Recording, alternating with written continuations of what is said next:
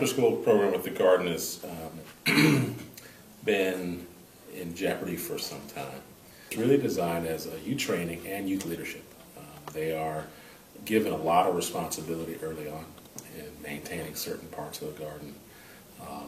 From, this is your plot, make sure it's planted correctly, watered correctly. During the school year, kids come out and they prepare beds, they sow seeds, they plant the seeds, they water, they harvest, and they cook. I started about 2 or 3 months ago. I came by on my bicycle and saw a group of youths, and Kim, the garden manager, they were here, and they were really warm and welcoming me to just come in and walk through. Just felt like a great place, so I quietly walked back out and said, can I come and do something here? And they said, okay, you come in Friday mornings.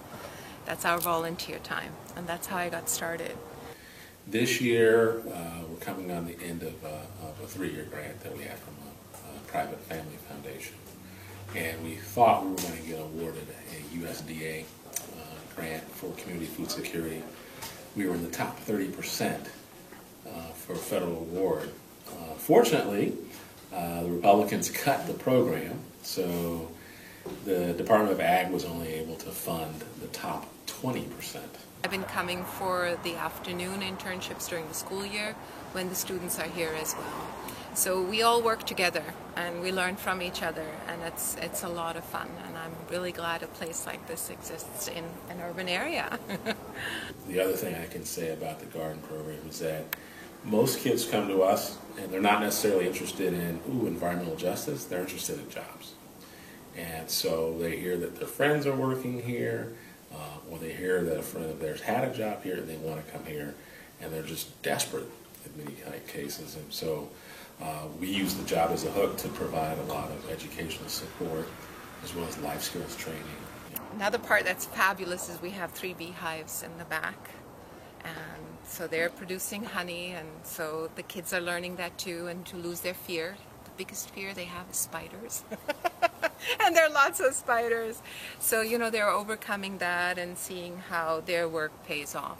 We have carrots growing, we have lettuce, just some of the winter crops, but they've put in the cover crops for the winter, the fava beans and stuff, but you can see our tomatoes are just incredible. And it's really tough getting them to try different things, but because they're growing them, it gets better. Before then, I wasn't trying no fruit, but it made me eat some fruit. Like now I'm more open to fruit. Just strawberries and pineapples. That's it. It would be amazing to have the funding to maintain the programming, to continue growing food for the community, which is what we're doing right now, and to continue training youth in how to grow their own food and have a healthy lifestyle. The criteria we're looking at is sustainable funding. That's not this, we can give you funding for a year and then we're right back where we were.